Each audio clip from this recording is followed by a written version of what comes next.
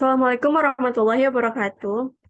Perkenalkan, kami dari kelompok 3 yang beranggotakan yaitu Regina Valda dengan NIM 2107669. Kemudian ada saya sendiri yaitu Wahina Ramadhani dengan NIM 2107677 dan ada Suci Indah Sapitri dengan NIM 2107671. Baiklah, kali ini kami akan mempresentasikan artikel kami yang berjudul Keamanan dan AI, yaitu menghadapi tantangan keamanan dalam era keterhubungan tinggi. Pertama, saya akan menjelaskan mengenai abstraknya. Dalam era keterhubungan tinggi, AI menjadi tulang punggung transformasi bisnis dan kehidupan sehari-hari, tapi juga menimbulkan tantangan keamanan. Artikel ini akan membahas mengenai dampak positif dan negatif dan potensi ancaman keamanan AI, menjelajahi teknologi keamanan inovatif dari deteksi instruksi hingga enkripsi yang dioptimalkan untuk lingkungan AI. Selain itu, isu-isu etika seperti privasi data dan pengawasan berlebihan juga akan dibahas dengan eksplorasi terkini yaitu tentang kerangka kerja etika.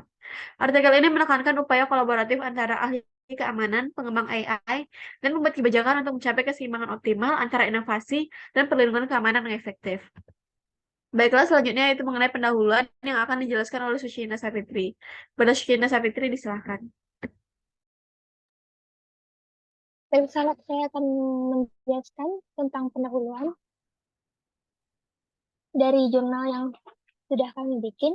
Kecerdasan buatan atau AI kini menjadi fenomena global yang berdampak luas pada kehidupan manusia, baik secara personal maupun dalam aspek sosial, ekonomi, dan politik. Meskipun membawa kemajuan produktivitas yang signifikan, pengguna AI bisa menimbulkan potensi masalah, terutama terkait keamanan data pribadi. Contoh penerapan AI seperti teknologi deepfake yang menciptakan konten palsu telah memunculkan isu keamanan seperti pidato palsu Presiden Republik Indonesia dalam bahasa Mandarin. Revolusi industri 4.0 didorong oleh teknologi informasi membawa AI, Internet of Things atau IoT, Big Data, robotik, machine learning, dan cloud computing untuk meningkatkan kualitas hidup melalui peningkatan produktivitas. Namun, perhatian utama saat ini adalah keamanan data pribadi yang rentan terhadap penyalahgunaan seperti penjualan data, penyebaran informasi palsu atau hoax, dan eksploitasi data. Tantangan utama dalam memastikan keamanan data pribadi yang diakses oleh AI, terutama bagi mereka yang kurang memiliki literasi digital. Literasi digital yang tinggi menjadi kunci untuk melawan pengaruh filter, gelembung, dan pengumpulan data tanpa persetujuan oleh organisasi yang menguasai teknologi. Penulisan artikel ini bertujuan membahas mengenai bagaimana cara memahami tindakan keamanan terhadap data pribadi di dalam konteks kapitalisme dan mencari solusi untuk mengatasi tantangan keamanan data pribadi di era revolusi industri 4.0. Keamanan digital atau artificial intelligence adalah kemampuan komputer meniru tugas-tugas yang biasanya memerlukan kecerdasan manusia. Perkembangan AI dianggap berdampak besar pada berbagai aspek kehidupan, namun juga menimbulkan kekhawatiran terkait pengganti pekerjaan dan isu etika.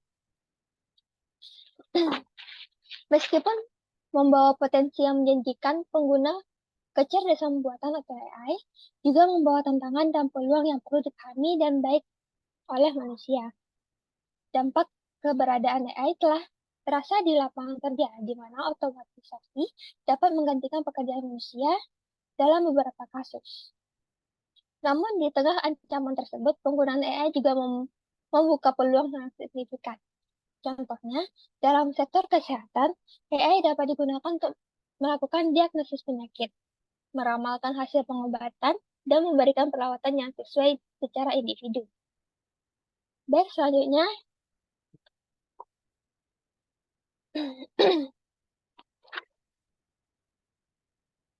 metode penelitian. Metode penelitian digunakan dalam pembuatan artikel ini adalah penggunaan metode analisis literatur. Metode Studi literatur adalah cara penelitian yang melibatkan analisis dan penyatuan informasi dari berbagai sumber literatur yang relevan. Dalam metode ini, terdapat beberapa langkah utama. Yang pertama, pengumpulan data, yang kedua, analisis data, dan yang terakhir, penyajian data. Yang pertama yaitu pengumpulan data. Proses analisis literatur dimulai dengan langkah pertama, yaitu pengumpulan data. Pada tahap ini, peneliti melakukan tindakan Pada tahap ini, peneliti melakukan pencarian dan seleksi literatur yang memenuhi kriteria inklusif yang telah ditetapkan. Literatur yang dipilih harus secara spesifik membahas keamanan dalam konteks kecerdasan buatan atau AI agar dapat memberikan kontribusi yang signifikan pada analisis yang dilakukan. Dalam rangka memperoleh landasan penelitian yang kokoh, proses penelitian literatur dilakukan dengan cermat. Berbagai sumber diakses, termasuk basis data akademik, jurnal elektronik, perpustakaan online, dan Google Scholar, dengan menggunakan kata kunci sesuai dengan topik penelitian.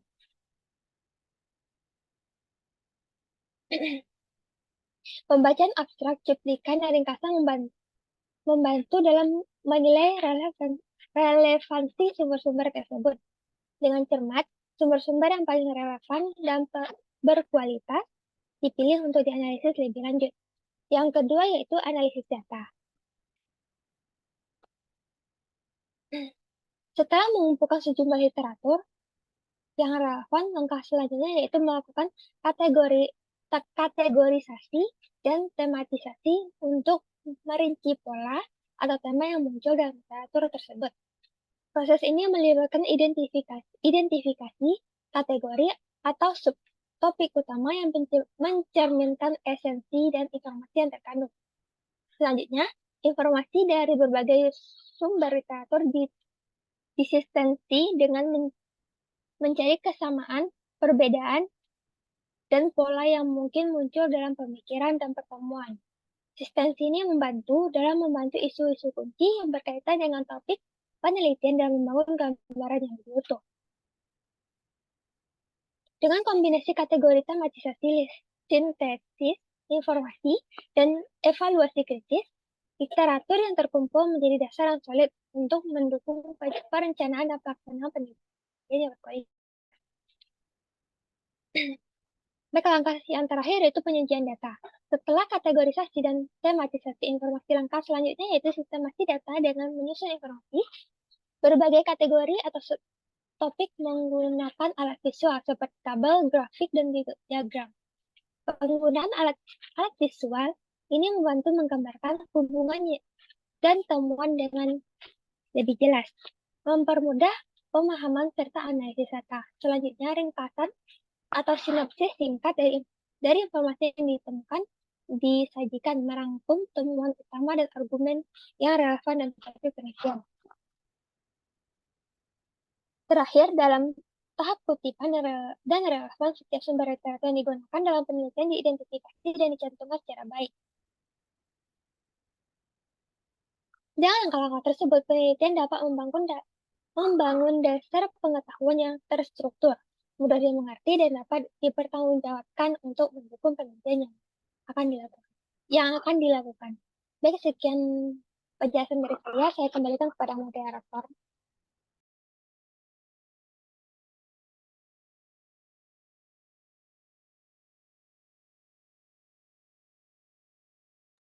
Baiklah, terima kasih kepada Sushina Savitri yang telah menjelaskan mengenai pendahuluan dan juga latar belakang. Selanjutnya itu mengenai hasil pembahasan akan dijelaskan oleh Regina Valda. Dari Regina Valda, disilahkan. Baiklah, di sini saya akan menjelaskan tentang hasil dan pembahasan tentang artikel yang telah kami buat, yaitu yang pertama mengenai apa sih teknologi kecerdasan buatan atau AI, Artificial Intelligence. Menurut Senat Amerika Serikat, AI mencakup segala sistem buatan yang dapat melakukan pekerjaan di bawah lingkungan yang beragam tanpa pengawasan manusia. Sistem yang dapat belajar dan meningkatkan kinerjanya, serta sistem yang dirancang untuk berpikir dan bertindak seperti manusia.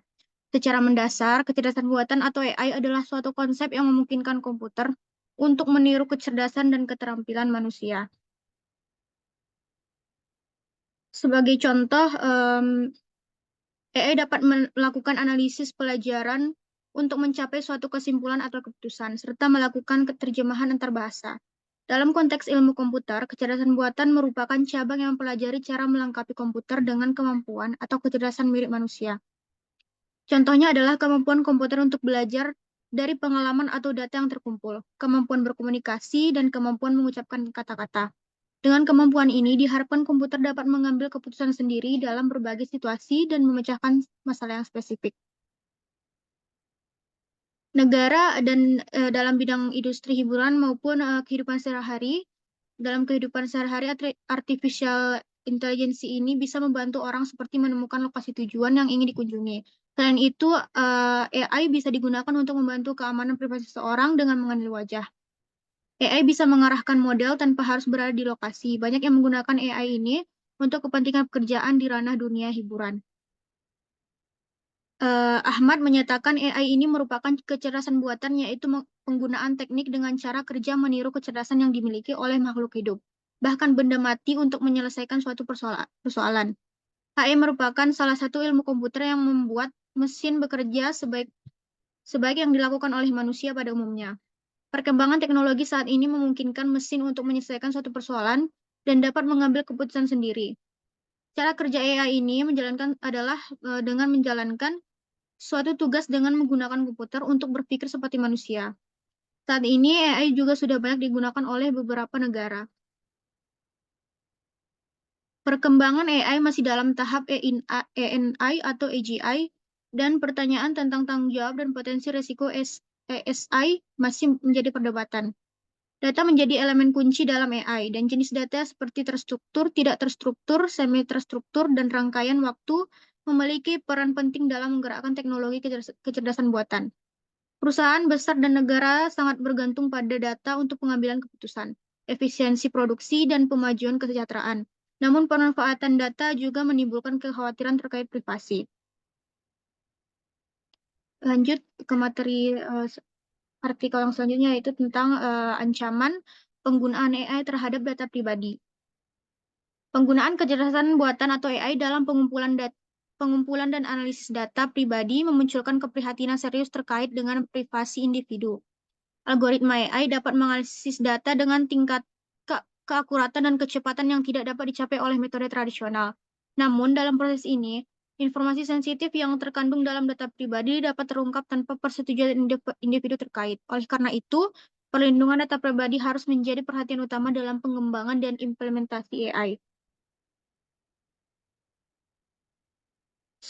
Sebagai contoh, algoritma AI yang digunakan untuk analisis perilaku online dapat mengumpulkan dan mengintegrasikan data dari berbagai sumber seperti media sosial, riwayat penelusuran, dan transaksi online. Dalam hal ini, informasi yang terkait dengan referensi, minat, kebiasaan, atau bahkan informasi pribadi seperti alamat atau nomor telepon dapat diungkapkan secara tidak sengaja melalui analisis pola yang dilakukan oleh AI. Implikasi ini menjadi lebih signifikan ketika data pribadi digunakan dalam konteks yang lebih sensitif, seperti data medis atau keuangan. Penelitian oleh Dwork et al. Menyoroti bahwa penggunaan AI dalam analisis data medis dapat mengungkapkan informasi sensitif seperti riwayat penyakit, hasil tes laboratorium, atau kondisi genetik tanpa persetujuan individu. Hal ini menimbulkan risiko serius terhadap privasi individu dan kerentanan terhadap penyalahgunaan data. Oleh karena itu, penting untuk memberikan perhatian yang serius pada perlindungan data pribadi dalam pengembangan dan implementasi AI ini. Langkah-langkah yang perlu diperhatikan termasuk pemisahan dan anonimasi data, pengaturan akses yang ketat, mekanisme enkripsi yang aman, serta kebijakan privasi yang jelas dan transparan. Selain itu, diperlukan juga regulasi yang kuat dan pemantauan yang efektif untuk memastikan kepatuhan terhadap standar privasi yang relevan. Dalam kesimpulannya, penggunaan AI ini dalam pengumpulan analisis data pribadi memiliki potensi untuk mengancam privasi individu. Kemampuan AI dalam mengidentifikasi pola dalam data dapat mengungkapkan informasi sensitif tanpa persetujuan individu yang terkait. Oleh karena itu, perlindungan data pribadi harus menjadi perhatian utama dalam pengembangan dan implementasi AI ini. Penting untuk mengadopsi langkah-langkah keamanan yang tepat dan mengikuti regulasi privasi yang berlaku untuk memastikan penggunaan AI yang bertanggung jawab dan melindungi privasi individu. Sekian materi yang bisa saya sampaikan. Saya kembalikan kepada moderator. Baiklah, terima kasih kepada Regina Valda yang telah menjelaskan hasil pembahasan dari artikel kami. Saya sebagai moderator akan menjelaskan mengenai kesimpulan. Dari hasil dan pembahasan yang telah dijelaskan tadi, dapat disimpulkan bahwa AI adalah konsep yang memungkinkan komputer untuk meniru kecerdasan dan keterampilan manusia. AI mencakup berbagai teknik, mulai dari machine learning hingga logika deduksi, serta mencakup model statistik dan psikologis. AI memiliki potensi untuk membawa dampak positif dalam berbagai bidang seperti industri hiburan dan kehidupan sehari-hari. Namun penggunaan AI juga menimbulkan ancaman terhadap privasi individu. Algoritma AI memiliki kemampuan untuk mengumpulkan dan menganalisis data pribadi dengan tingkat keakuratan dan kecepatan yang tinggi, yang dapat mengungkapkan informasi sensitif tanpa persetujuan individu yang terkait. Oleh karena itu, perlindungan data pribadi harus menjadi perhatian utama dalam pengembangan dan implementasi AI. Langkah-langkah keamanan yang tepat, regulasi privasi yang kuat, dan pemantauan yang efektif harus diadopsi untuk memastikan penggunaan AI yang bertanggung jawab dan melindungi privasi individu. Baiklah, sekian presentasi mengenai artikel kami. Mohon maaf jika ada kesalahan. Wabillahi taufiq wal hidayah. Assalamualaikum warahmatullahi wabarakatuh.